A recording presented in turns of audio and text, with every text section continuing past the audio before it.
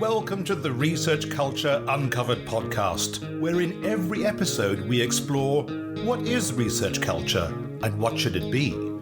You'll hear thoughts and opinions from a range of contributors to help you change research culture into what you want it to be.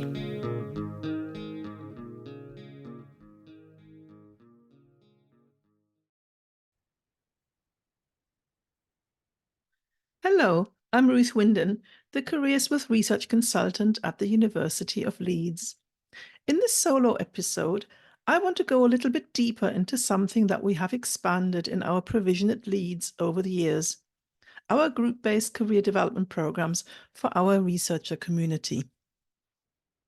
What I call group-based programs, you might refer to as cohort-based programs or maybe peer-to-peer learning programs. Of course, we also offer webinars, workshops, and day-long programs at Leeds, and they absolutely have their place. Not everyone needs a long, deep dive into a careers topic. Often, a short input will address our researchers' needs.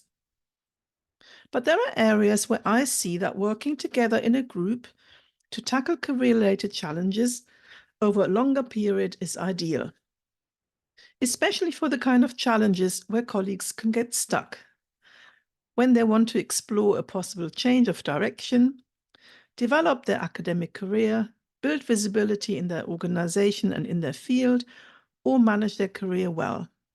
And by well, I mean being well-informed, strategic, and confident. Let me give you some examples of what I mean by group-based career development programs. You can find more info on our website, researchersupport.leeds.ac.uk, and I'll also put the link into the show notes. Our very first group program, Career Architect, is now in its 11th year. It really has stood the test of time. It's for groups of 12 to 16 postdoctoral researchers from any research background. They're all at a crossroads and they want to find a new career direction.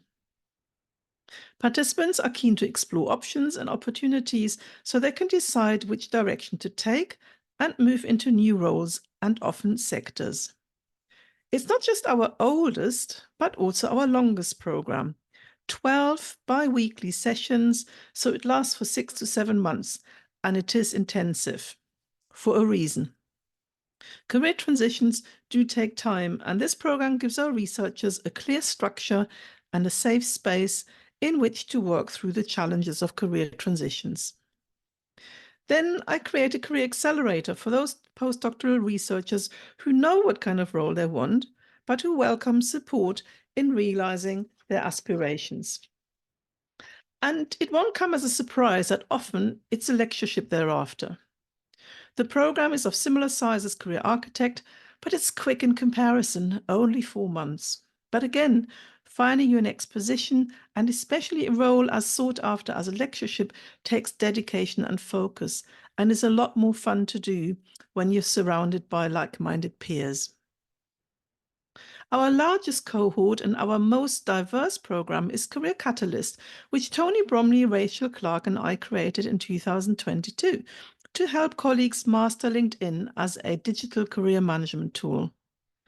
To bring a wide range of members of our community together and create more collaboration across faculties, roles, and grades, we invite up to 50 technicians, postgraduate researchers, postdocs, fellows, and lecturers to join us in this modular program. Of course, with a group of this size, the field, delivery, and learning process is very different from smaller programs. But Career Catalyst has proven to be an effective way of scaling our offering. And the content is also available as an independent learning path on LinkedIn Learning.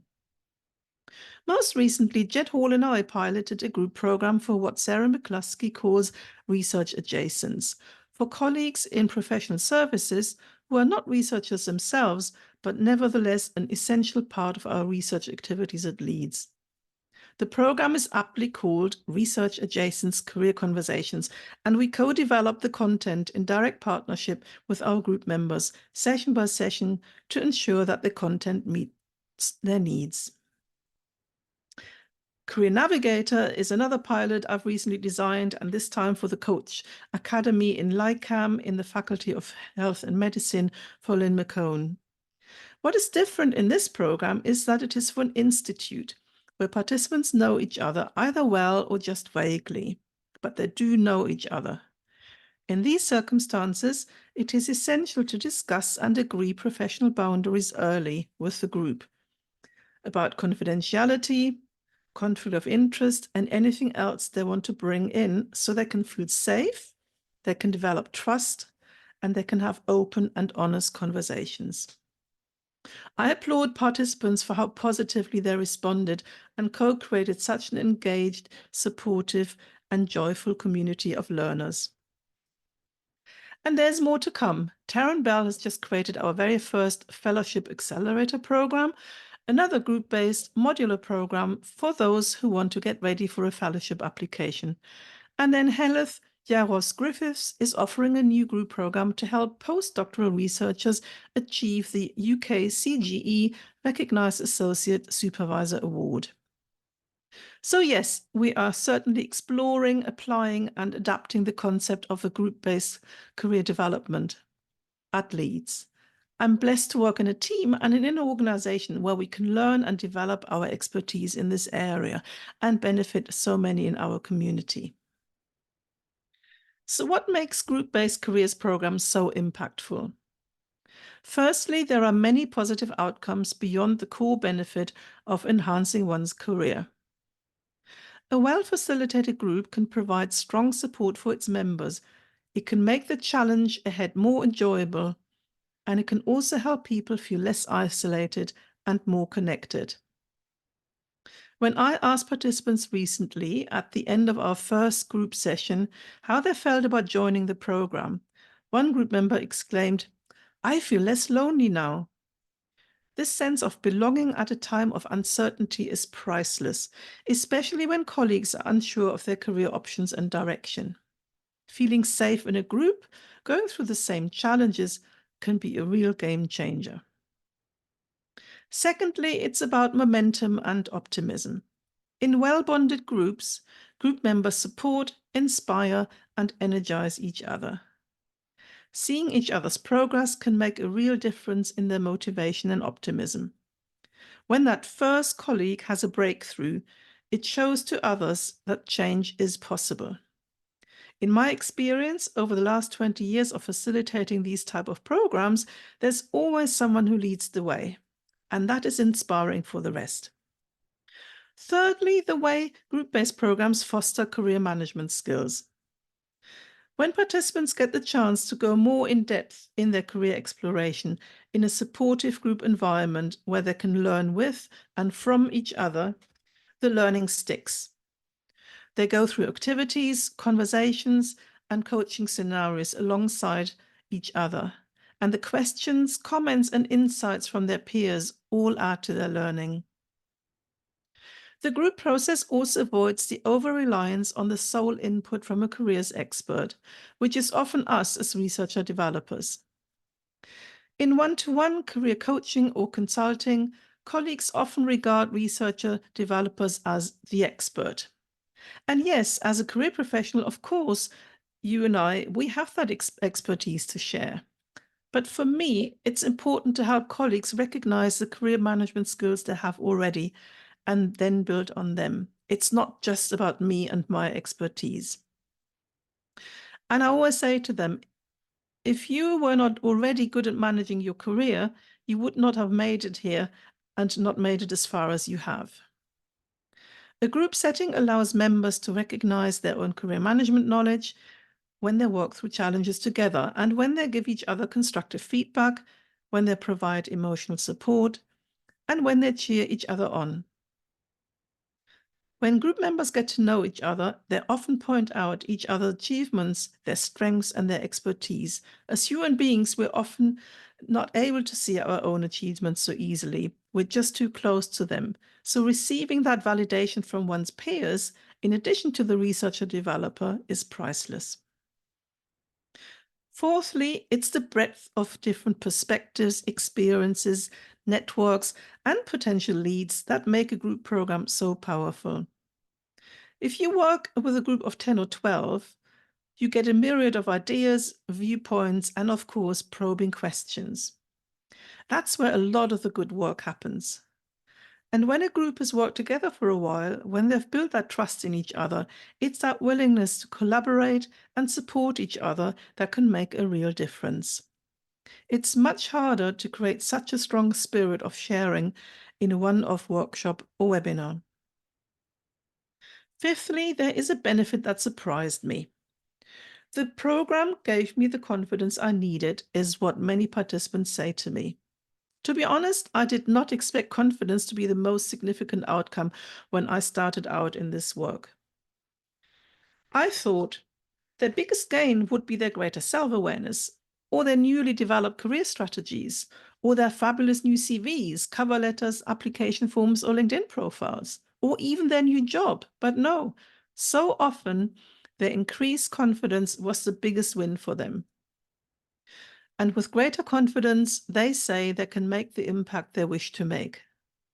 I still get the odd LinkedIn message from people who attended the early career architect programs, say 5 or 6 or 7 or 8 years ago.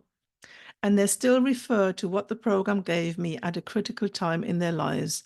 And so often it was that strong confidence that made them go for the big goals that they had.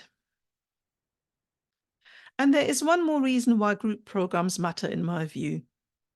Whether participants stay at the university or move on to new roles in other organizations or sectors, they build strong networks that they can nurture and maintain going forward. Regularly, we receive offers to help the next generation of participants because our cohorts feel invested in by the university for having had those opportunities. So often, they come out of the programs feeling they want to give something back. That kind of connectedness and the goodwill coming out of a positive group experience can make a real difference to their lives, but also to our efforts to create and sustain a more collaborative, positive research culture. Now that I've shared so much about the plus side of group-based career development programs, I must of course also share the limitations, and there are definitely a few. First, these programs are not for everyone. Some colleagues prefer the exclusive attention from a mentor or a careers coach. They're less likely to engage in a group setting and enjoy the experience. Some colleagues have a much greater need for privacy and are less comfortable sharing something as personal as their career and often personal challenges with their peers.